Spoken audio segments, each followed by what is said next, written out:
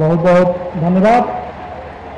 युग पुरुष ब्रह्मलीन गोरखपीठाधीश्वर महंत दिव्या जी महाराज की 52वीं पुण्यतिथि तथा राष्ट्रसंत ब्रह्मलीन महंत गोरखपीठाधीश्वर अभयनाथ जी महाराज की 7वीं पुण्यतिथि के अवसर पर आयोजित साप्ताहिक श्रद्धांजलि समारोह के अंतर्गत राष्ट्रसंत ब्रह्मलीन महंत अभयनाथ जी महाराज की आज उनकी पुण्यतिथि के अवसर पर दिव्य प्रतिमा का अनावरण का श्रद्धांजलि समारोह कार्यक्रम में आज परम सम्माननीय श्रद्धेय राजनाथ सिंह जी माननीय रक्षा मंत्री भारत सरकार को अपने बीच पाकर चौक नगरी अत्यंत आह्लादित और गौरवान्वित है। माननीय रक्षा मंत्री श्री राजनाथ सिंह जी का बेदाग राजनीतिक जीवन आने वाली राजनीतिक पीढ़ी के लिए हमेशा एक उदाहरण रहेगी। अपने यशस्वी राजनीतिक जीवन में इतने अधिक महत्वपूर्ण पदों के माध्यम से राष्ट्र और समाज की सेवा का अखंड यात्रा का समाज साक्षी है। माननीय रक्षा मंत्री बनने से पूर्व भारत सरकार के पूर्व गृह मंत्री, पूर्व कृषि मंत्री, पूर्व भूतल परिवहन मंत्री, पूर्व खाद्य एवं प्रसंस्करण मंत्री, उत्तर प्रदेश के पूर्व मुख्यमंत्री, शिक्षा मंत्री के रूप में आपके कार्यकाल को आज भी याद किया जाता है। संगठन की दृष्टि से भी आपकी भारतवर्ष के प्रति, भारत के जन जन के प्रति आपकी सेवा अनुकरणीय है। भारतीय जनता पार्टी जैसे बृहत्तर परिवार में 2 बार अध्यक्ष के रूप में उसका नेतृत्व और उसका संगठन बनाने में जो योगदान आपका रहा है वह हम सब के बीच, भारत की जनता के बीच आज भी उदाहरण रूप में उपलब्ध है। इसके साथ साथ अनेक संगठनात्मक पदों पर आपने भारतवर्ष की सेवा की है। इसके साथ साथ जो सबसे महत्वपूर्ण और आज के इस कार्यक्रम के संदर्भ में है, गोरखपीठ के प्रति आपकी श्रद्धा अटूट और अखंड रही है। ऐसे मुख्य अतिथि महानुभाव को पाकर आज पूरा यह पूर्वांचल विशेष रूप से चौक नगरी आह्लादित है, गौरवान्वित है, प्रसन्नचित है। इसलिए मैं पुनः एक बार आपका वंदन अभिनंदन करता हूं। और आज के कार्यक्रम में उपस्थित महाराणा प्रताप शिक्षा परिषद के माननीय अध्यक्ष प्रोफेसर उदय प्रताप सिंह जी से निवेदन करूंगा कि आज के इस अवसर पर हम सबके बीच उपस्थित माननीय मुख्य अतिथि जी को उत्तरीय एवं स्मृति चिन्ह के माध्यम से स्वागत करने का कृपा करें। माननीय राजनाथ सिंह जी का राजनीतिक और सामाजिक जीवन अनुकरणीय है और ऐसे व्यक्तित्व को अपने बीच पाकर हम सब आह्लादित हैं, प्रसन्नचित है और उसी भाव अभिव्यक्ति के लिए उत्तरीय और गुरु श्री गोरक्षनाथ की प्रतीक मूर्ति स्मृति चिन्ह के माध्यम से महाराणा प्रताप शिक्षा परिषद के माननीय अध्यक्ष उदय प्रताप सिंह जी स्वागत कर रहे हैं। आज के इस कार्यक्रम में हम सब के अपने चौक नगरी के अपने, पूर्वी उत्तर प्रदेश के अपने, उत्तर प्रदेश के अपने और पूरे भारतवर्ष के अपने और अब विश्व में भी अपने माननीय मुख्यमंत्री जी का भी इस परिसर में शिक्षा परिषद की ओर से प्रोफेसर उदय प्रताप सिंह जी से मैं निवेदन करूंगा कि इसमें चिन्ह उत्तरी के माध्यम से उनसे आशीर्वाद प्राप्त करने की कृपा करें। पूज्य महाराज जी को उत्तरी एवं भगवान श्री गुरु गोरक्षनाथ जी की स्मृति चिन्ह के माध्यम से चौक नगरी की तरफ से भाव अभिव्यक्ति पूज्य महाराज जी का। आज के इस कार्यक्रम में मैं इस विद्यालय के प्राचार्य डॉक्टर बसंत नारायण सिंह जी से आग्रह करूंगा कि आज हम सबके बीच इस माटी के जननेता और माननीय केंद्रीय वित्त मंत्री भारत सरकार श्री पंकज चौधरी जी का उत्तरी एवं स्मृति चिन्ह के द्वारा स्वागत करें।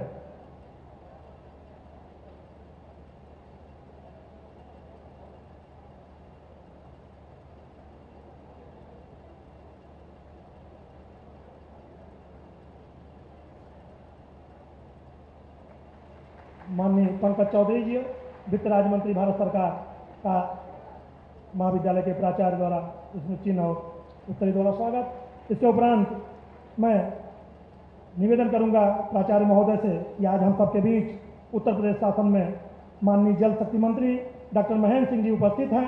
आपका भी उत्तरी एवं स्मृति चिन्ह द्वारा थोड़ा शीघ्र करें, स्वागत करें। इसके उपरांत बाबा मस्तनाथ आश्रम स्थल बोहर रोहतक से माननीय सांसद महंत बालकनाथ जी का यहाँ सम उपस्थित है। मैं प्राचार्य जी से आग्रह करूंगा कि श्री महंत बालकनाथ जी का उत्तरीय और स्मृति चिन्ह द्वारा स्वागत करें। उसके उपरांत गोरक्षपीठ के प्रति अनन्य श्रद्धा रखने वाले और लगभग सभी कार्यक्रमों में पूरे समय तक अपने को उपस्थित रखकर पूज्य महाराज द्वय को निरंतर श्रद्धांजलि देते हुए और गोरक्षपीठ के कार्यों में संलग्न रहने वाले पूज्य संत महंत सुरेश दास जी महाराज दिगारंबा अखाड़ा अयोध्या धाम से पधारे हैं।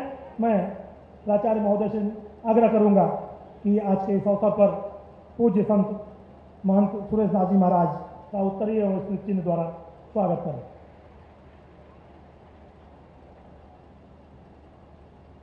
इस कार्यक्रम में सिद्धार्थ विश्वविद्यालय के माननीय कुलपति उपस्थित हैं। मैं प्राचार्य जी से अनुरोध करूंगा कि प्रोफेसर हरि बहादुर श्रीवास्तव जी माननीय कुलपति जी को स्मृति चिन्ह और उत्तरी के द्वारा स्वागत करें।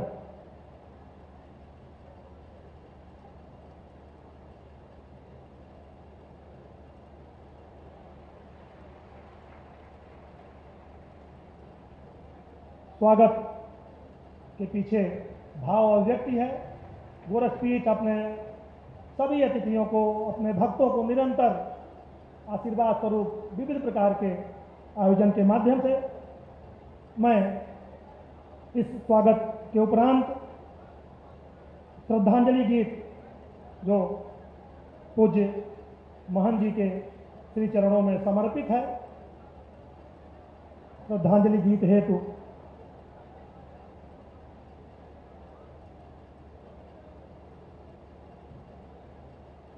पूज्य महाराज जी का आज श्रद्धांजलि कार्यक्रम है। आज उनकी पुण्यतिथि है। ऐसे दिव्य महापुरुष, इतिहास पुरुष के प्रति श्रद्धांजलि अर्पित करने के लिए माननीय रक्षा मंत्री जी, पूज्य महाराज जी सहित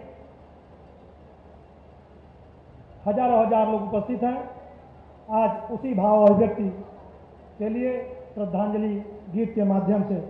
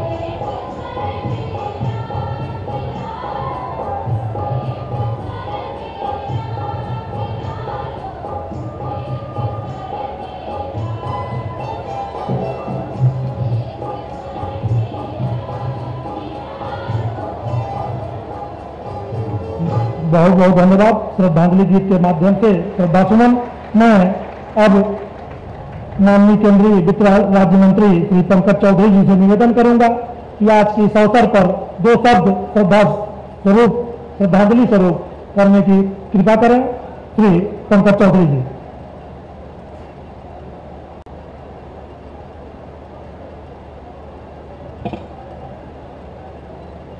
ब्रह्मलीन महंत अवैधनाथ जी महाराज की मूर्ति अनावरण के अध्यक्षता कर रहे उत्तर प्रदेश के यशस्वी मुख्यमंत्री, हम सबके नेता परम पूज्य योगी आदित्यनाथ जी महाराज, इस कार्यक्रम के मुख्य अतिथि भारत सरकार के रक्षा मंत्री परम आदरणीय राजनाथ सिंह जी, मंच पर विराजमान उत्तर प्रदेश के मंत्री महेंद्र सिंह जी, हम लोग के साथ सांसद महंत बालकनाथ जी महाराज, महंत सुरेश दास जी महाराज, यूपी सिंह जी, प्रोफेसर हरि बहादुर श्रीवास्तव जी, डॉक्टर बसंत नारायण सिंह जी, बगल के मंच पे भारतीय जनता पार्टी के जिला अध्यक्ष परदेसी रविदास जी, पनेरा के विधायक ज्ञानेन्द्र सिंह जी, फरेंदा के विधायक बजरंग बहादुर सिंह जी, सदर के विधायक जयमंगल कनौजिया जी, सिसवा के विधायक प्रेम सागर पटेल जी, जिला परिषद अध्यक्ष महोदय। आज हम जिसके मूर्ति के अनावरण में उपस्थित हुए, हम लोगों के मार्गदर्शक परम पूज्य अवैधनाथ जी महाराज,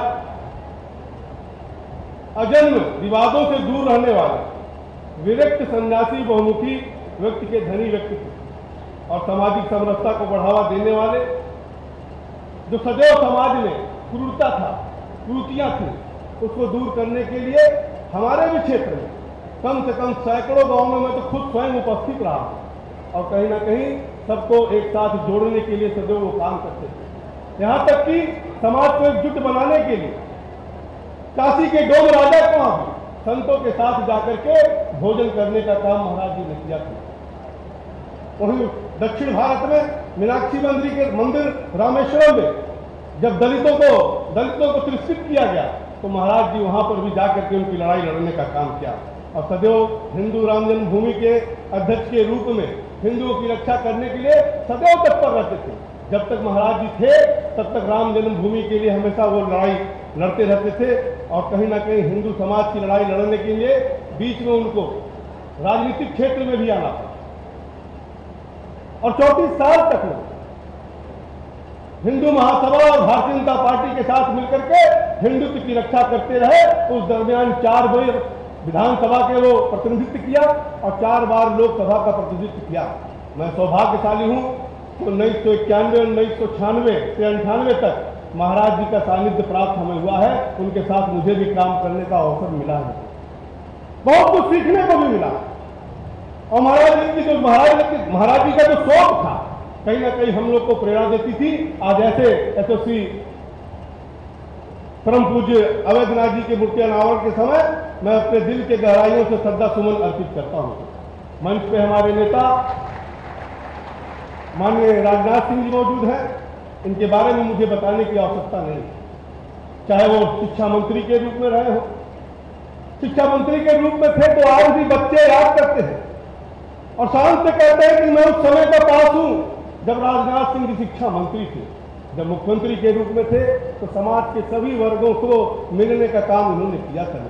जब गृह मंत्री के रूप में पहुंचे तो निश्चित तौर से आपने देखा होगा कि 2014 में देश में कहीं ना कहीं नक्सलवाद का बड़ा भारी व्यापक दायरा था, उसको घटा करके समेटने का काम करने का काम किया। नॉर्थ ईस्ट में माओवादियों का जाल था, उसको भी घटाने का काम माननीय रक्षा मंत्री जी ने किया और रक्षा मंत्री के रूप में कहीं ना कहीं आज आपने देखा होगा कि जब देश की सेना के जवानों को मनोबल ऊंचा करना पड़ता है तो सियाचिन में जाकर के भी राजनाथ सिंह जी उनका मनोबल ऊंचा करने का काम करते रहे। डोकलाम के घटना के बाद सेना का मनोबल बढ़ाने के लिए वहां पर जाकर के उनको शाबाशी उनका हौसला बढ़ाते हैं। ऐसे में राजनाथ सिंह जी का अपने जनपद में इस पूर्ण अवसर पर अपनी जनता की तरफ से, अपने सभी विधायकों की तरफ से महाराजगंज की धरती पर हार्दिक स्वागत, अभिनंदन और वंदन करता हूं।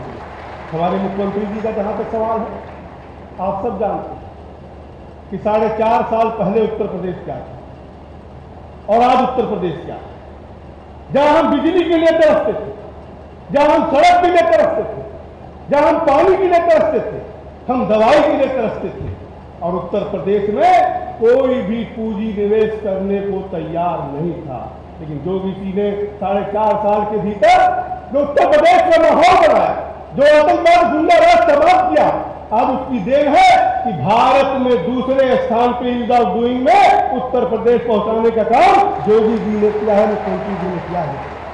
क्या वो कोरोना का काम है? अब कोरोना के काल में महाराज जी ने जो उत्तर प्रदेश में काम किया है, अब देश में रोल मॉडल के रूप में पेश किया जाता है। उत्तर प्रदेश में जितना भी समावेशी विकास के लिए मोदी जी ने जो योजना चलाया, जो सबका साथ सबका विकास कराना था, उसको अंतिम व्यक्ति तक पहुंचा करके आज उत्तर प्रदेश हिंदुस्तान में नंबर 1 स्थान रखता है। ऐसे मुख्यमंत्री जी का भी मैं यहाँ पर स्वागत करता हूँ। आज के अवसर पर आप सब यहाँ उपस्थित हुए, आप सबको बहुत बहुत बधाई और धन्यवाद देते हुए अपनी बात समाप्त करता हूँ। जय हिंद, जय भारत। बहुत बहुत धन्यवाद। अपने अत्यंत संक्षिप्त उद्बोधन के माध्यम से भावभीनी श्रद्धांजलि। आज के इस कार्यक्रम के माननीय अध्यक्ष गोरखपीठाधीश्वर महंत योगी आदित्यनाथ जी महाराज से मैं सादर निवेदन करूंगा कि आज के इस अवसर पर इस सभा को अनुप्रमाणित करने और अपना आशीर्वाद प्रदान करने की कृपा करें।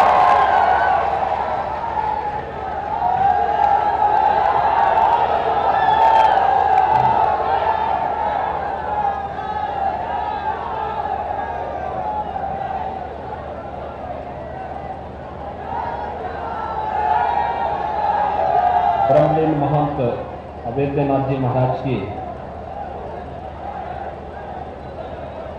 7वीं पुण्यतिथि के अवसर पर उनकी इस पावन प्रतिमा के अनावरण कार्यक्रम के मुख्य अतिथि भारत सरकार के यशस्वी रक्षा मंत्री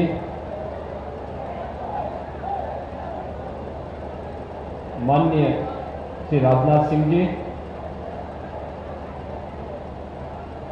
केंद्रीय वित्त राज्य मंत्री और इस लोकसभा सीट से लोकप्रिय सांसद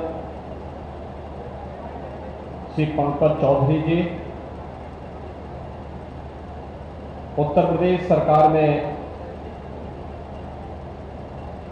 मेरे वरिष्ठ सहयोगी जल शक्ति मंत्री डॉक्टर महेंद्र सिंह जी,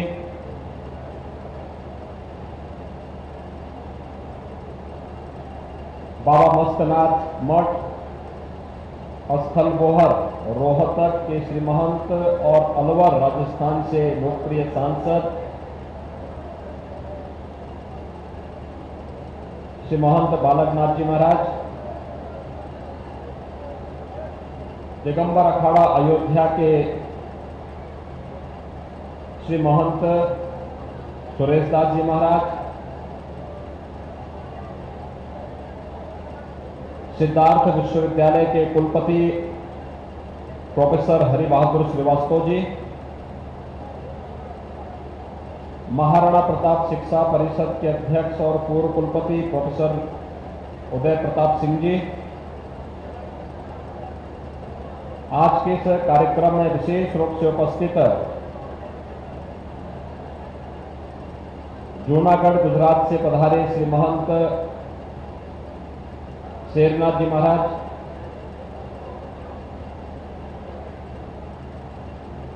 देवीपाटन मंदिर बलरामपुर के श्री महंत मिथिलेश नाथ जी,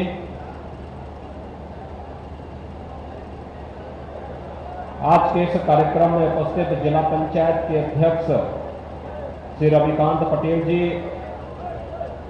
मान्य विधायकगण श्री जयमंगल कनौजिया जी, ज्ञानेंद्र सिंह जी, प्रेम सागर पटेल जी, बजरंग बहादुर सिंह जी, अमनमणि त्रिपाठी जी, जिला अध्यक्ष प्रदेशी रविदास जी,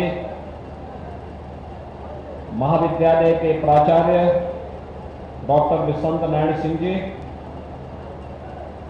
महाराणा प्रताप शिक्षा परिषद से संबद्ध संस्थाओं के सभी प्रधानाचार्य, आचार्य, अभिभावकगण, चौक बाजार से जुड़े हुए और आसपास के क्षेत्र के सभी उपस्थित नागरिक बंधुओं, प्यारे बच्चों,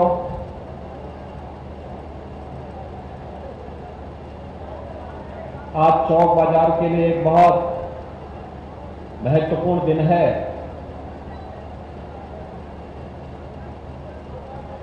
चौक बाजार के प्रति जिनका प्यार स्नेह था और इस क्षेत्र में शैक्षिक जागरण के लिए जिन्होंने लगभग 5-6 दशक तक कार्य किया, ऐसे पूज्य महंत आदित्यनाथ जी महाराज की प्रतिमा का अनावरण करने के लिए हमारे बीच में भारत सरकार के यशस्वी रक्षा मंत्री माननीय राजनाथ सिंह जी उपस्थित हुए हैं। मैं इस अवसर पर उत्तर प्रदेश उनकी कर्म भूमि है, उत्तर प्रदेश उनकी जन्मभूमि भी है, तो उन्हीं के प्रदेश में उनका आप सबकी ओर से, प्रदेशवासियों की ओर से हृदय से स्वागत करता हूं, अभिनंदन करता हूं।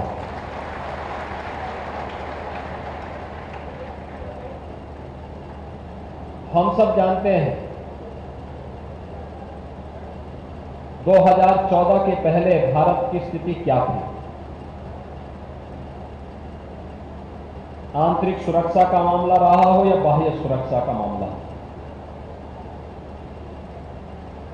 जब मर्जी आती थी तब प्लेन हाईजैक हो जाता था, जब मर्जी आती थी ट्रेन हाईजैक हो जाती थी, जब मर्जी आती थी विस्फोट करके निर्दोष नागरिक मार दिए जाते थे, जवान शहीद होते थे, और जब जिस देश की मर्जी आती थी वो भारत के अंदर घुसपैठ कर लेता था। लेकिन भाइयों बहनों, प्रधानमंत्री मोदी जी के नेतृत्व में नए भारत ने अपना जो तेज दिखाया है, आज वो दुनिया के अंदर भारत के जज्बे को प्रदर्शित कर रहा है। और प्रधानमंत्री मोदी जी के कदम से कदम मिलाकर के भारत को दुनिया की इस महाशक्ति के रूप में स्थापित करने, भारतीय जनता पार्टी को दुनिया के सबसे बड़े संगठन के रूप में स्थापित करवाने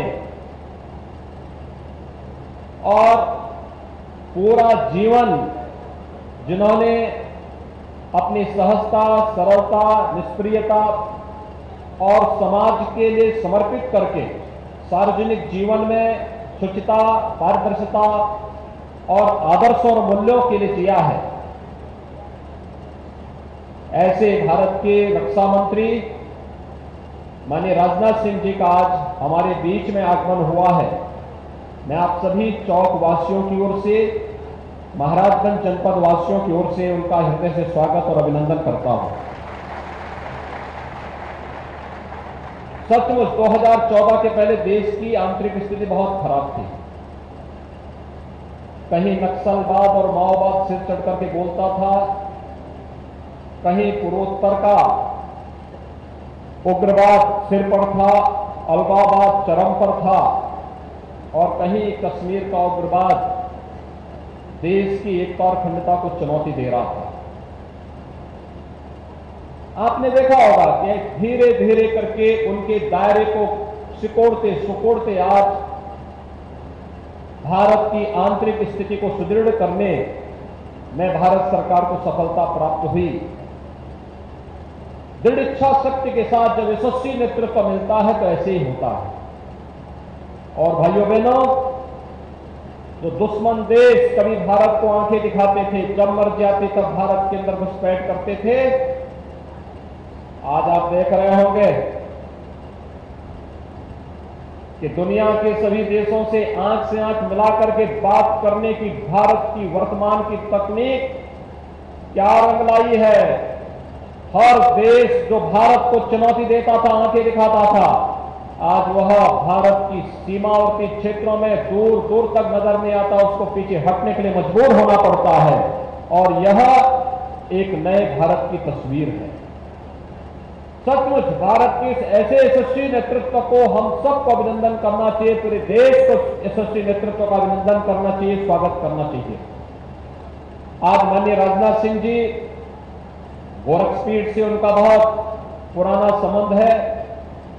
पूज्य महाराज जी का एक लंबे समय तक उन्हें सानिध्य प्राप्त हुआ था और उन्होंने निरंतर उन संबंधों यहां पर धार्मिक, आध्यात्मिक और सेवा के इन सभी कार्यों से नजदीक से जुड़ा रहा है। जब इस क्षेत्र में शिक्षा का कोई केंद्र नहीं था, तब 1950 के दशक में अपने पूज्य गुरुदेव ब्रह्मलीन महंत दिग्विजयनाथ जी के नाम पर यहां पर उन्होंने दिग्विजयनाथ इंटर कॉलेज की स्थापना की थी।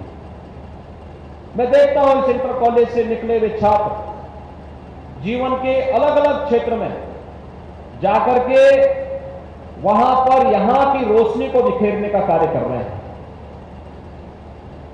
बालिकाओं की शिक्षा के लिए उनके मन में एक कतार था।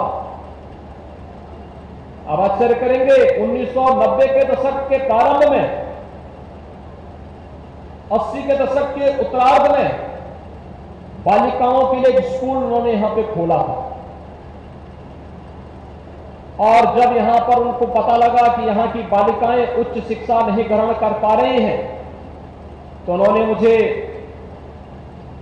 इस सदी के पूर्वार्ध में ही कहा कि चौक में बालिकाओं के लिए एक डिग्री कॉलेज जरूर खोल दीजिए। स्वाभाविक रूप से उस समय भारतीय जनता पार्टी की सरकार प्रदेश में नहीं थी। मैंने कहा देखिए, जमीन है, सब कुछ है, लेकिन मान्यता के नाम पर राज्य सरकार के द्वारा जो घूसखोरी हो रही है, ये उचित नहीं होगा। हम लोगों को पैसा देकर के मान्यता नहीं लेनी चाहिए। उन्होंने कहा एक बार प्रयास कर लो। अच्छा, उनका इतना कहना ही था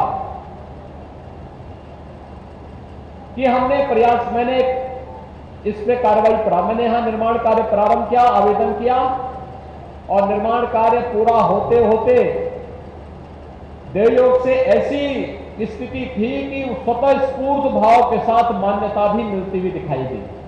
और आज यहां पर गोरक्षपीठाधीश्वर महंत वैद्यनाथ महाविद्यालय यहां के बच्चों के लिए उच्च शिक्षा का भी एक केंद्र बना हुआ है, जिसमें सिद्धार्थ विश्वविद्यालय के साथ संबद्ध होकर के कला, विज्ञान और वाणिज्य की शिक्षा यहां के बच्चों को उन्हीं के घर में उपलब्ध हो रही है, जिन्हें यहां से 15 किलोमीटर, 20 किलोमीटर, फिर यहां से गोरखपुर 70 किलोमीटर दूर जाने के लिए मजबूर होना पड़ता था।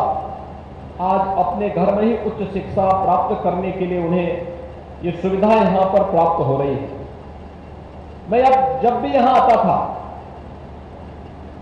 मैं अक्सर इस बात को देखता था कि यहां पर कहीं उन्होंने मंदिर के किसी भवन में पशु चिकित्सालय खुलवाया हुआ है, कहीं पर उन्होंने कोई प्राथमिक स्वास्थ्य केंद्र खुलवाया हुआ है। तो मैं पूछता था कि आखिर मंदिर के भवन ये सब देने की आवश्यकता क्या थी। उन्होंने कहा देखिए, भवन तो बनते रहेंगे, लेकिन ये मालूम करो कि देखो उससे कितने लोगों की जान बच जाती है। एक भवन पैसा बहुल्य नहीं, महत्वपूर्ण यह है कि लोगों के कल्याण का कैसे माध्यम बन रहा है। इसलिए हॉस्पिटल को वहां पर जब तक सरकार कोई पक्का भवन नहीं बना देती है, तब तक वहां पर अपने ही भवन में उसको चलने दो और उसको चलने दो। जनता की सेवा हो रही है, फ्री में दवा मिल रही है, डॉक्टर हर एक व्यक्ति को वहां देखता है, पशुओं की फ्री चिकित्सा होती है। लोगों के लिए जितना भी अच्छा हो सकता है उसको करने का प्रयास करना चाहिए। और लोक कल्याण का उनका माध्यम और चौक और उसके आसपास के लोगों के प्रति उनका अत्यंत लगाव था। वो अक्सर पूछते थे, क्योंकि अंतिम 12-15 वर्ष उनका चौक में बहुत कम आना हुआ। मैं ही अक्सर आता था और मुझसे अक्सर पूछते थे क्या हाल है वहां के, फलाने का क्या हाल चाल है, एक एक बच्चे का नाम लेके पूछते थे। वो सब पूछते थे तुम जाते हो लोगों से मिलते हो कि नहीं मिलते हो। फिर पूछते थे वहां स्कूल में गए कि नहीं गए, स्कूल में बच्चों की पढ़ाई हो रही कि नहीं हो रही है। वहां पे शिक्षक भले ही सरकार के द्वारा ना आए लेकिन अपने स्तर पर शिक्षक रख लो। बच्चों की पढ़ाई में कोई व्यवधान नहीं आना चाहिए, क्योंकि यही बच्चे बाद में देश का भविष्य बनने वाले हैं। अच्छे पढ़ेंगे, अच्छी शिक्षा लेंगे, अपने घर में रख करके उनकी सुविधा मिल जाएगी, तो आने वाले समय में सारे बच्चे देश के लिए बहुत बड़ा योगदान करने वाले हैं। और ये अवसर होता था। आज हमारे लिए आनंददायी अवसर है कि पूज्य महाराज जी की 7वीं पुण्यतिथि के अवसर पर इस भव्य प्रतिमा का अनावरण भारत के यशस्वी रक्षा मंत्री माननीय श्री राजनाथ सिंह जी के कर कमलों से भी यहां संपन्न हुआ है। मैं इस अवसर पर ब्रह्मलीन महंत वैद्यनाथ जी महाराज के श्री चरणों में कोटि कोटि नमन करते हुए, विनम्र श्रद्धांजलि अर्पित करते हुए माननीय मुख्य अतिथि जी का, अन्य सभी सम्मानित अतिथियों का हृदय से स्वागत और अभिनंदन करता हूं। आप सबके प्रति अपनी शुभकामनाएं व्यक्त करता हूं। चौक अब विकास की प्रक्रिया के साथ तेजी से आगे बढ़ा है। आज ये नगर पंचायत हो गया है।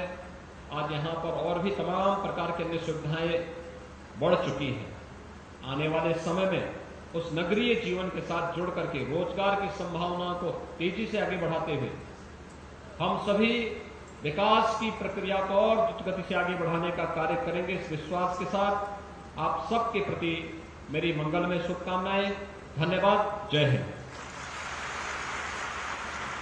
पूज्य महाराज जी के इस आशीर्वचन के उपरांत आज के कार्यक्रम के माननीय मुख्य अतिथि भारत सरकार के यशस्वी रक्षा मंत्री श्रद्धेय राजनाथ सिंह जी से सादर निवेदन करूंगा कि आज के इस अवसर पर चौक नगरी की जनता को का मार्गदर्शन करने की कृपा करें।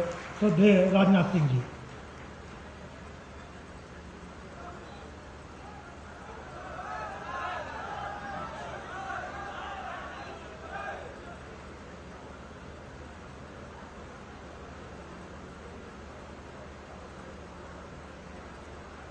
इस कार्यक्रम के अध्यक्ष उत्तर प्रदेश के यशस्वी मुख्यमंत्री आदरणीय योगी आदित्यनाथ जी और हमारे केंद्रीय वित्त राज्य मंत्री श्री पंकज जी चौधरी, उत्तर प्रदेश सरकार के जल शक्ति मंत्री श्री महेंद्र सिंह जी और बाबा मत्स्यनाथ आश्रम के महंत बालकनाथ जी महाराज और दिगंबर अखाड़ा अयोध्या से महंत श्री दाजी महाराज, प्रोफेसर यूपी सिंह जी पूर्व कुलपति एवं अध्यक्ष महाराणा प्रताप शिक्षा परिषद गोरखपुर, प्रोफेसर हरि बहादुर जी श्रीवास्तव कुलपति सिद्धार्थ विश्वविद्यालय कपिलवस्तु सिद्धार्थनगर, डॉक्टर वसंत नारायण सिंह प्राचार्य गोरक्ष पीठाधीश्वर महंत अवैधनाथ महाविद्यालय, रविकांत जी पटेल जिला पंचायत अध्यक्ष महाराजगंज, श्री जयमंगल कनौजिया विधायक,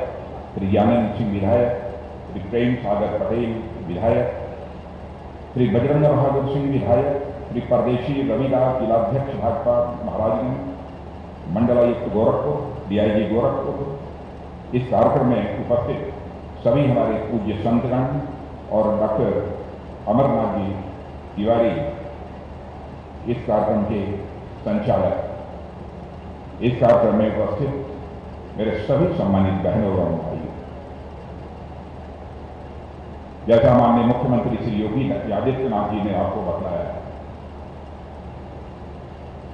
बहनों भाइयों, हम लोग यहां पर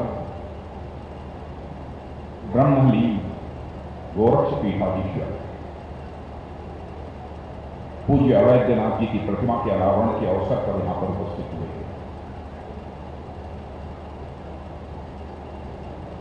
मैं मानता हूं कि सारे देश भर में पूज्य महंत अवैधनाथ जी परिचय के मोहताज नहीं है, सभी लोगों से अच्छी तरह से परिचित है। मैंने बहुत प्रतिमाओं का अनावरण देखा, बड़ी तैयारी के साथ लोग प्रतिमाओं के अनावरण का कार्यक्रम करते हैं, लेकिन सामान्यतः कुछ अनावरण के कार्यक्रम में लोगों की रुचि नहीं होती, लेकिन यहां प्रत्यक्ष अपनी आंखों के सामने देख रहा हूं जिस भाव और जिस श्रद्धा के साथ लोग यहां पर ब्रह्मलीन महंत वैद्यनाथ जी की प्रतिमा के अनावरण के अवसर पर लोग बैठे हुए हैं, स्थिरचित्त यहां पर बैठे हुए हैं। यह दर्शाता है कि भारत की सनातन यानी नित्य नूतन और चिर पुरातन जो संस्कृति है उसके प्रति भी आपकी आस्था है, और साथ ही साथ आपकी नाथ संप्रदाय के प्रति आस्था है, और आप पूज्य महंत अवैधनाथ जी के प्रति भी आप सबकी आस्था है। सामान्यतः यह देखने को नहीं मिलता। गोरक्षपीठाधीश्वर पूज्य वैद्यनाथ जी का व्यक्तित्व अद्भुत था। केवल प्रशंसा के लिए मैं प्रशंसा नहीं कर रहा हूं। जब हमारी आयु 18-19 वर्ष की थी तब से मैं उनके साथ बातचीत करने का, उनका चरण स्पर्श कर आशीर्वाद लेने का यह हमको अवसर प्राप्त हुआ। बहन भाइयों, जब मैं एमएससी प्रथम वर्ष का गोरखपुर विश्वविद्यालय का छात्र विश्वविद्यालय में प्रवेश लेने के बाद सबसे पहले आशीर्वाद लेने के लिए यदि मैं गया था तो परम पूज्य गोरक्षपीठाधीश्वर महंत वैद्यनाथ जी का ही आशीर्वाद लेने के लिए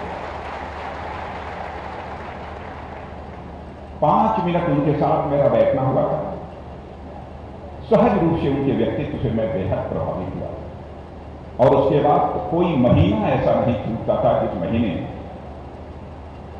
परम पूज्य वैद्यनाथ जी का आशीर्वाद लेने के लिए मैं गोरक्षपीठ न जाता। जाने का सिलसिला लगातार यह चलता रहा। यहां पर जब मैं शोध कार्य कर रहा था, रिसर्च का काम कर रहा था, तब भी बराबर उनके पास जाना होता था, उनसे मैं आशीर्वाद प्राप्त करता था, मार्गदर्शन प्राप्त करता था।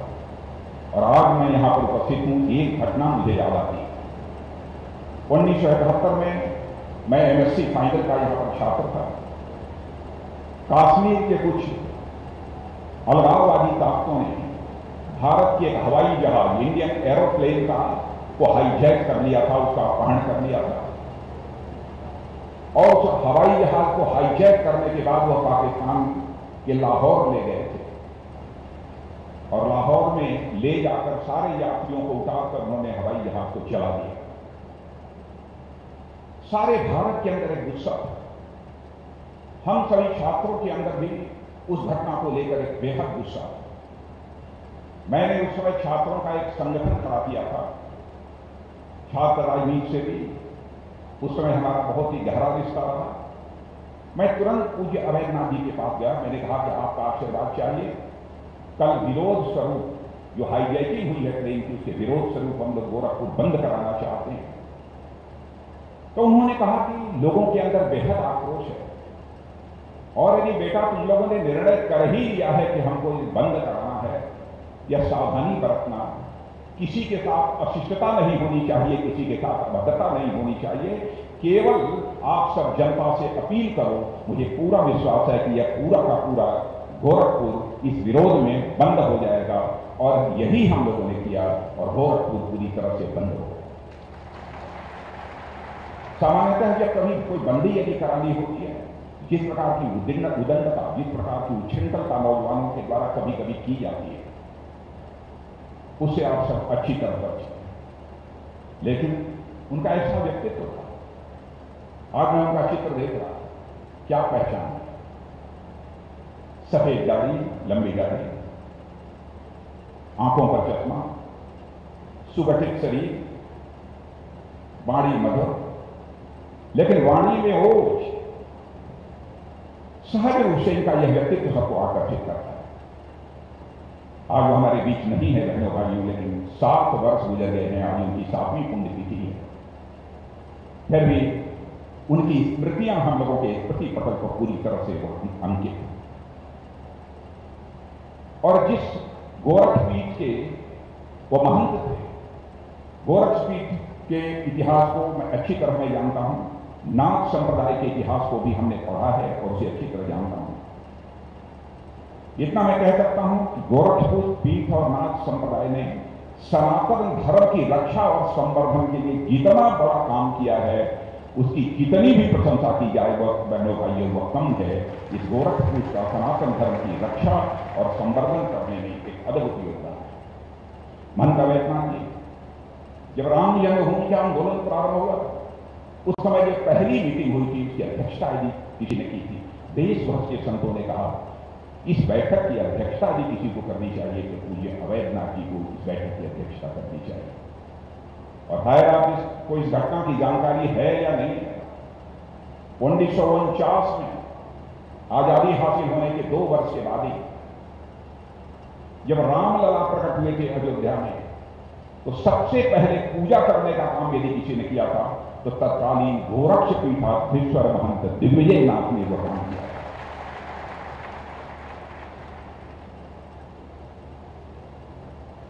अब मैं नाथ संप्रदाय की बात मैं कर रहा हूं, नाथ संप्रदाय के योगदान की बात कर रहा हूं। मुझे याद आता है कि मैं भी नाथ हूं, एक राजनाथ हमारे में मिला है। हमें निश्चित रूप से गोरक्ष पीठ का हमको आशीर्वाद प्राप्त होगा, चाहे वो महंत विजयनाथ जी हों अथवा महंत अवैधनाथ जी हों, निश्चित रूप से उनका भी हमको आशीर्वाद प्राप्त होगा। बहनों भाइयों, राम जन्मभूमि का इतिहास यदि लिखा जाएगा तो पूज्य महंत दिग्विजयनाथ जी और पूज्य महंत अवैधनाथ जी का नाम स्वर्णाक्षरों में लिखा हुआ है। और राम जन्मभूमि आंदोलन में उन्होंने केवल भाग नहीं लिया था, बल्कि राम जन्मभूमि के आंदोलन की धार को तेज करने में महत्वपूर्ण भूमिका यदि किसी ने निभाई थी, हमारे पूज्य महंत अवैधनाथ जी ने बहुत ही महत्वपूर्ण भूमिका निभाई थी। और नाथ परंपरा को जहां तक मैं जानता हूं, यह नाथ परंपरा समाज को तोड़ने वाली कभी नहीं रही। जाति, पंथ और मजहब के आधार पर भी नाथ संप्रदाय ने कभी विचार नहीं किया। नाथ संप्रदाय ने बराबर समाज को जोड़ने की कोशिश की। कौन इस सच्चाई को भूल सकता है? जिन्हें अछूत कहा जाता था, लोग कहते थे मंदिर में प्रवेश नहीं कर सकते, उनको भी मंदिर में प्रवेश कराने की पहल यदि किसी ने की थी तो बहनों भाइयों पूज्य अवैधनाथ जी ने वह पहल की थी। और आज मैं यही योगी जी से आते समय गाड़ी में पूछ रहा था कि मुझे यह बताया गया है कि गोरक्ष पीठ के भी जो प्रमुख पुजारी हैं, वो प्रमुख पुजारी भी वह दलित समाज से आते हैं। बहनों भाइयों, यह सुनकर मुझे बेहद बेहद आनंद किया है। समाज में सामाजिक समरसता के लक्ष्य को हासिल करने के लिए नाथ संप्रदाय ने जिस प्रकार की भूमिका निभाई है, उसकी जितनी ही प्रशंसा की जाए मेरे दोस्तों, वह कम है। इतना ही नहीं, मुझे याद है कि भगवान महावीर मंदिर पटना में है। 1993 में भी वहां पर जाकर महावीर मंदिर में भी दलित पुजारी की नियुक्ति यदि कराने का काम यदि किसी ने किया था तो पूज्य महंत अवैधनाथ जी ने ही किया है। सामाजिक समरसता के लक्ष्य को ध्यान में रखते हुए एक बार वाराणसी के डोम राजा के घर उन्होंने संतों को आमंत्रित किया कि डोम राजा के साथ हम सभी लोगों का भोजन होगा। बहुत सारे संत हिचकने लगे, क्या डोम राजा के साथ बैठकर हम लोग भोजन करेंगे? बहनों भाइयों, उन संतों के घर जाकर आरजू मेहनत करके यदि हम संत हैं, हमारा हृदय विशाल होना चाहिए। यह संदेश देने का काम पूज्य अवैधनाथ जी ने किया था और उनको राजी करके मनाकर डोम राजा के साथ सारे संतों का भोजन कराने का काम यदि किसी ने किया था तो आज जिनकी प्रतिमा का हम लोगों ने अनावरण किया है वह पूज्य अवैधनाथ जी। बहनों भाइयों, संत का दिल बहुत ही बड़ा दिल है। छोटे दिल का व्यक्ति कभी संत नहीं हो सकता है, समाज का कभी कल्याण नहीं कर सकता। मन जितना ही बड़ा होता चला जाता है, वो मनुष्य उतना ही आध्यात्मिक ऊंचाइयों को हासिल करता चला जाता है। छोटे मन का व्यक्ति कभी बड़े उद्देश्य की प्राप्ति नहीं कर सकता। समाज की धारा के खिलाफ जाकर सभी बराबर हैं, प्राणी मात्र सभी बराबर हैं, यह संदेश देने में जो इस नाथ संप्रदाय ने भूमिका निभाई है उसकी कितनी भी प्रशंसा की जाए। हमारे देश के ऋषियों और मनीषियों ने भी कहा था कि यत् पिंडे तत् ब्रह्मांडे, जो पिंड में है वही ब्रह्मांड में है, जो जड़ में है वही चेतन में है, जो सूक्ष्म में है वही विगत में है, जो छोटे में है वही बड़े में है, जो मेरे में है वही तेरे में है। यह संदेश जन जन तक पहुंचाने का काम यदि किसी ने किया है तो ना सकता। बहनों भाइयों, मैं जानता हूं कि बहुत सारे ऐसे लोग हैं जो आज भी छुआछूत में विश्वास करते हैं और वे निश्चित यह मान्यता है भारत की सनातन संस्कृति को वह नहीं करें।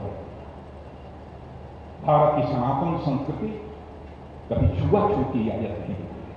अरे इसी सनातन संस्कृति के मानने वाले हमारे ऋषियों और मनीषियों ने दुनिया के अकेले देश भारत की धरती से ही भारत की धरा पर रहने वाले लोगों को ही अपने परिवार का सदस्य नहीं मानना है, बल्कि पूरे विश्व की धरा के पर रहने वाले लोगों को अपने परिवार का सदस्य मानते हुए वसुधैव कुटुंबकम का संदेश सारे विश्व को दुनिया के किसी देश की धरती से गया है तो केवल और केवल भारत देश की धरती से गया है। बहनों भाइयों, ऐसे ही संत, ऐसे ही महात्माओं के कारण है।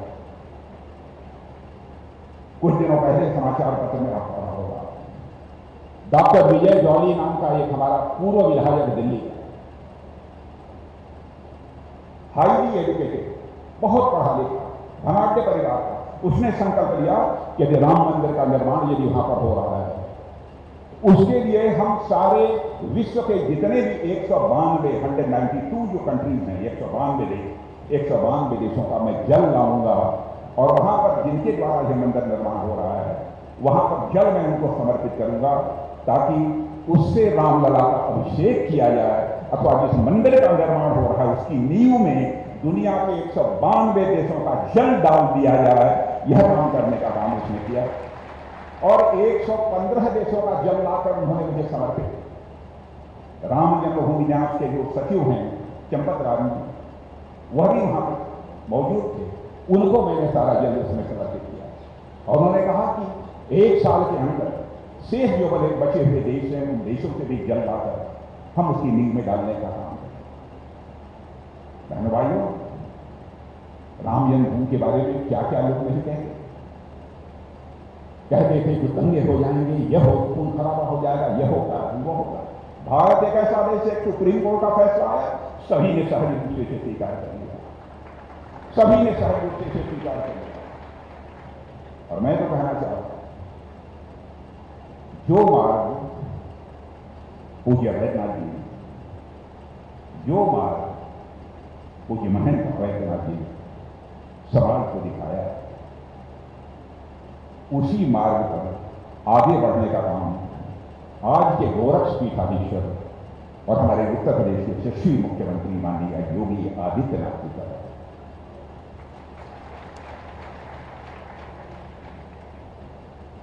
उत्तराधिकारी की तलाश करना भी यह कोई छोटी बात नहीं होती।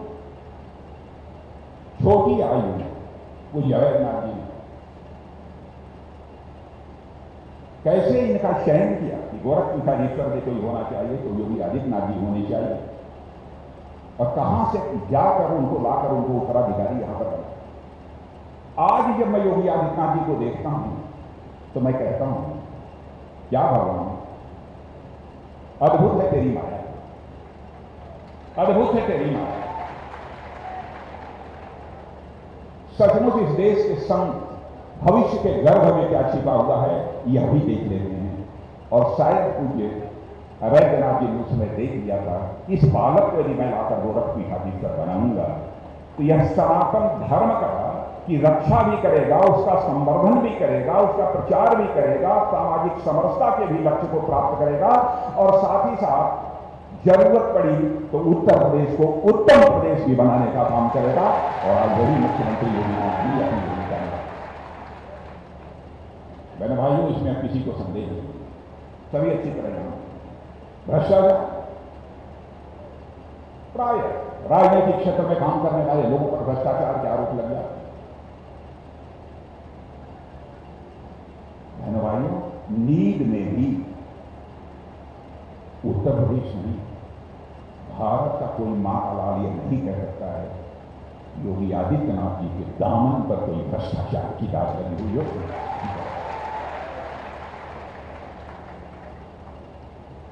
हम यदि प्रदेश का विकास करना चाहते हैं, सामाजिक समरसता के लक्ष्य को प्राप्त करना चाहते हैं, भेदभाव को समाप्त करना चाहते हैं, उत्तर प्रदेश को हम उत्तम प्रदेश बनाना चाहते हैं, तो मेरे भाइयों इसकी पहली शर्त है कानून और व्यवस्था को कायम।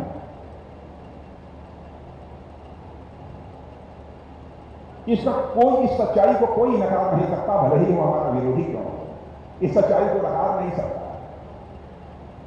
एक शख्सियत इस समय उत्तर प्रदेश में ऐसी है जिसका नाम है योगी आदित्यनाथ, जिसका नाम लेते ही अपराधियों का दिल धड़कने लगता है। ऐसे हालात तो उत्तर प्रदेश में पैदा कर ही दिए। तरह तरह की लोग बातें करते हैं, तरह तरह के तर्क देने वाले लोग तर्क देते हैं, भाई यह क्या तरीका है। लेकिन भाइयों यदि हम उत्तर प्रदेश का विकास करना चाहते हैं तो जब तक अमन अमान के हालात नहीं होंगे, जब तक कानून और व्यवस्था की स्थिति बेहतर नहीं होगी, तब तक उत्तर प्रदेश का विकास किसी भी सूरत में नहीं हो सकता।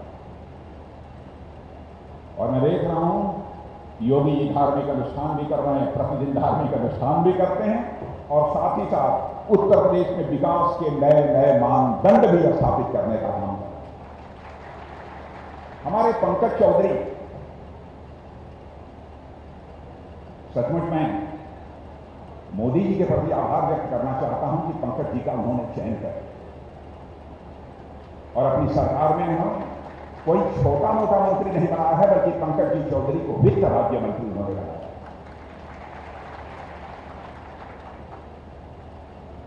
और आज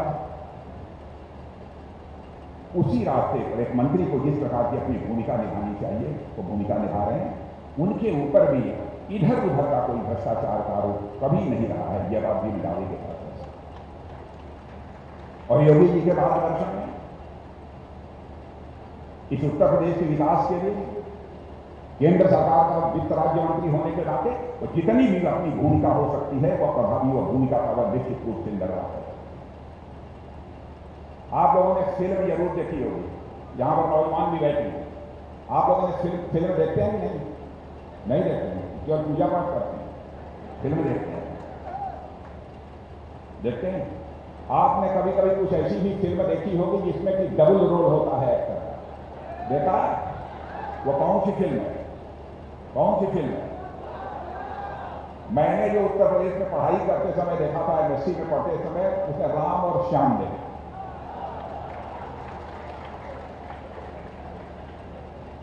किसी एक्टर का डबल रोल तो हमने देखा था, किसी व्यक्ति का हमने डबल रोल देखा था, लेकिन योगी जी को मैं देखता हूं इनका डबल रोल नहीं रहता है, बल्कि इनका मल्टीपल रोल है। कई प्रकार की भूमिका है,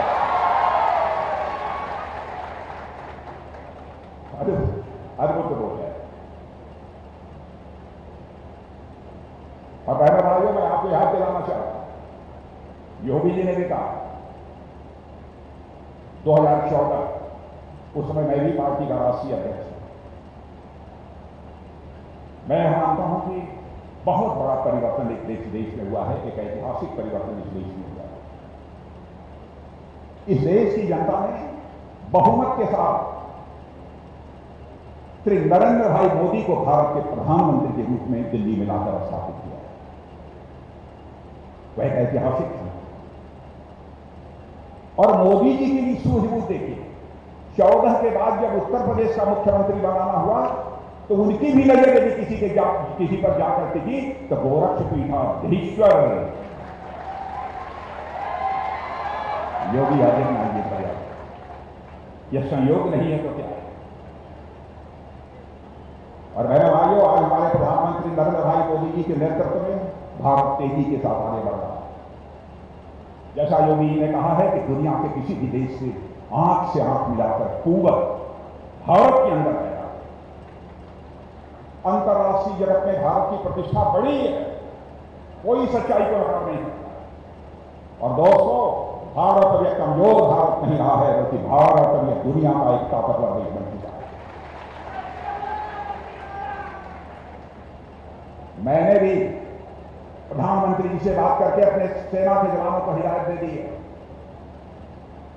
पहला आक्रमण भारत की तरफ से किसी के ऊपर नहीं होगा। पहला आक्रमण भारत की तरफ से किसी पर नहीं होगा। और भारत के प्राचीन इतिहास को उठाकर कोई देख ले, भारत का यह प्राचीन इतिहास रहा है मेरे बहन भाइयों। भारत ने न तो दुनिया के किसी देश पर कभी आक्रमण किया है, न तो भारत ने दुनिया की किसी देश की 1 इंच जमीन पर कभी कब्जा किया है।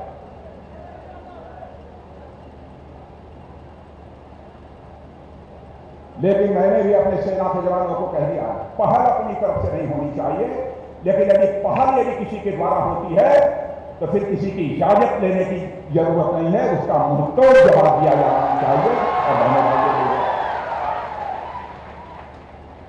और हमारे प्रधानमंत्री ने सचमुच जो करिश्माई काम किए, कितने कामों की मैं चर्चा कर रहा हूं। घर घर में गैस का चूल्हा पहुंचवा देना, हर किसानों को 6,000 रुपया हर साल दे देना। यदि कोविड महामारी आ गई कि 80 करोड़ लोगों के घरों में यदि 5 सदस्य हैं तो 5 सदस्यों के नाम से मुफ्त में अनाज देना, कोई कल्पना नहीं कभी कर सकता था बहनों भाइयों। और मैं योगी जी आपको बधाई देना चाहता हूं। योगी, आपने मोदी जी की सारी योजनाओं को अक्षरशः पालन किया है और उसका पूरा लाभ अपने उत्तर प्रदेश की जनता को आपने मुहैया किया। और योगी जी ने कोविड के संकट के दौरान बहने वाली जिस तरीके से भूमिका निभाई है, यह बैठे हैं यहां पर इसलिए मैं नहीं कर रहा। आपको अंदाज नहीं होगा, भारत का रक्षा मंत्री होने के नाते रक्षा की भी डिप्लोमेसी होती है, दुनिया के दूसरे देशों में भी हमको जाना पड़ता है। लोग मोदी जी की प्रशंसा तो पूरी पूरी करते ही, लेकिन उत्तर प्रदेश कहते हैं उत्तर प्रदेश में एक ऐसा राज्य है, देश में एक ऐसा राज्य है भारत में, जिसमें कि मोदी जी के मार्गदर्शन में वहां के मुख्यमंत्री योगी जी ने कोरोना जैसी महामारी को चुनौती के रूप में स्वीकार कर जिस तरीके से प्रभावी भूमिका निभाई है, उसकी जितनी भी प्रशंसा की जाएगा। वैक्सीनेशन के मामले में भी जो कुछ भी किया है वो कम नहीं किया है। ऐसे कई उल्लेखनीय कार्य, शिक्षा के क्षेत्र में तो गोरखपीठ इतनी प्रभावी भूमिका निभा रहा है। मैं तो समझता था कि 1-2 स्कूल विद्यालय कहीं पर होंगे, क्योंकि एक बार पूज्य महंत वैद्यनाथ जी ने जो गोरखपुर का जो महाविद्यालय है उसमें कार्यक्रम के लिए आमंत्रित किया था, लेकिन मुझे जाना नहीं था कि महाराजगंज में और अन्य कई जिलों में, दूसरे भी प्रदेश के जिलों में, दूसरे राज्यों में भी इतनी शिक्षा संस्थाएं चल रही हैं गोरखपीठ के द्वारा। इसकी जानकारी मुझे नहीं, पहली बार यहां आने के बाद मुझे जानकारी मिली। और बहनों भाइयों, बस यही कहूंगा, योगी जी के नेतृत्व में यह उत्तर प्रदेश तेजी के साथ बदल रहा है। अब उत्तर प्रदेश को उत्तम प्रदेश बनने से दुनिया की हमको कोई ताकत रोक नहीं सकती। एक से हर जनपद में मेडिकल कॉलेज होना चाहिए। पढ़ने लिखने वाले छात्र मेडिकल में प्रवेश लेने के लिए कितनी मुसीबतें उनको झेलनी पड़ती थी। हर जिले में अब मेडिकल कॉलेज होगा, 7 नए विश्वविद्यालय बन रहे हैं। इसकी कोई कल्पना कर सकता है? इसलिए बहनों भाइयों, मैं कहना चाहता हूं, यह शक्ति जो योगी जी को प्राप्त हुई है वो महान संतों के द्वारा यह शक्ति प्राप्त हुई है। यह नाथ संप्रदाय के जो भी उपदेश हैं उस रास्तों पर चलकर उन्होंने जो कुछ भी जिंदगी में सीखा है उसी के अनुसार वो अपनी भूमिका का मुख्यमंत्री के रूप में भी निर्वाह कर रहे हैं। और मैं कहना चाहता हूं, सत्ता की शक्ति तो बहुत लोगों के पास होती है, लेकिन सत्ता की शक्ति रहने से ही कोई लक्ष्य को प्राप्त नहीं कर सकता। योगी जी के अंदर देखा है, मुख्यमंत्री होने के नाते सत्ता की शक्ति तो है, लेकिन उससे बढ़कर योगी आदित्यनाथ जी के अंदर इच्छा शक्ति हमको देखने को मिली है। इसीलिए उत्तर प्रदेश में इतनी तेजी के साथ परिवर्तन हो रहा है। हर वर्ग के विकास के लिए पूरी निष्ठा के साथ वो काम कर रहे हैं। महिलाओं की चिंता, महिला हेल्प डेस्क बन गए सभी, उनके कल्याण के लिए भी बहुत सारी योजनाएं उन्होंने चला रखी। और मुझे तो बताया गया कि एक तो प्रधानमंत्री मोदी जी ने आयुष्मान भारत की योजना चलाई है, 5 लाख रुपए तक का 1 वर्ष के लिए आपका मुफ्त इलाज। योगी जी ने उत्तर प्रदेश में भी एक योजना प्रारंभ की है, स्वास्थ्य सुरक्षा योजना। और 42 लाख लोगों को उसका लाभ मिल रहा है, यह मुझे बताया गया। सबके लिए आवाज, बहुत सारी चीजें। इसलिए बहनों भाइयों, यह मैं मानता हूं कि यह आशीर्वाद यदि प्राप्त है तो पूज्य महंत दिग्विजयनाथ जी से संतों का, पूज्य महंत अवैधनाथ जी के संतों का आशीर्वाद और मार्गदर्शन यदि प्राप्त हुआ है योगी जी के अंदर, उसी कारण यह इच्छा शक्ति उनके अंदर है। एक समय था कि वर्दी पर गुंडे भारी पड़ते थे, वर्दी पर गुंडागर्दी भारी पड़ती थी। अब गुंडों पर वर्दी भारी पड़ने लगे हैं उत्तर प्रदेश में, पासा पड़ गए ऐसे हालात। हम तो कल मैं देख रहा था, मैंने लोगों को कहा भाई योगी जी ने अपराधियों के खिलाफ बहुत कार्रवाई की है, देखो मैं जब देखता हूं तो उसकी संपत्ति जब्त कर ली गई, उसकी संपत्ति जब्त कर ली गई। क्या इसमें सच्चाई है कि क्या है? तो एक ने कहा सब निकाल उतार के, अरे साहब योगी जी ने कमाल का काम कर दिया। उन्होंने अपराधियों को जो संपत्ति जब्त की है वो 18,600 करोड़ रुपए से ज्यादा की संपत्ति उन्होंने जब्त कर दी। अपराधियों का मनोबल टूटना चाहिए, सज्जन पुरुषों का मनोबल बढ़ना चाहिए।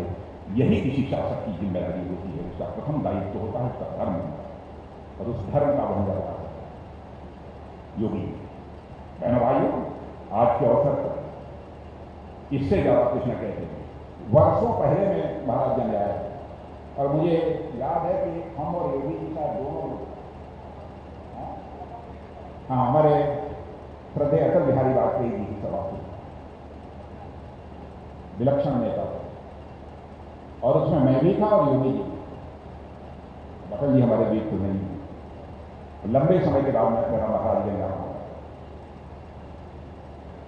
और बहनों भाइयों, सनातन धर्म के प्रति जो आपकी आस्था है, जो आपकी निष्ठा है, और नाथ संप्रदाय की जो लोकप्रियता मुझे यहां पर देखने को मिली, इसके लिए मैं एक बार शीश झुकाकर आप सभी का अपनी तरफ से हार्दिक अभिनंदन करता हूं। आप सभी का मैं वंदन करता हूं। और पूज्य महंत अवैधनाथ जी की स्मृति को नमन करते हुए, हृदय की गहराइयों से अपनी श्रद्धांजलि अर्पित करते हुए अपना निवेदन समाप्त करते हैं। बहुत बहुत धन्यवाद माननीय रक्षा मंत्री जी, आपके इस सारगर्भित उद्बोधन एवं श्रद्धांजलि के उपरांत आज के कार्यक्रम में आभार ज्ञापन हेतु मैं महाराणा प्रताप शिक्षा परिषद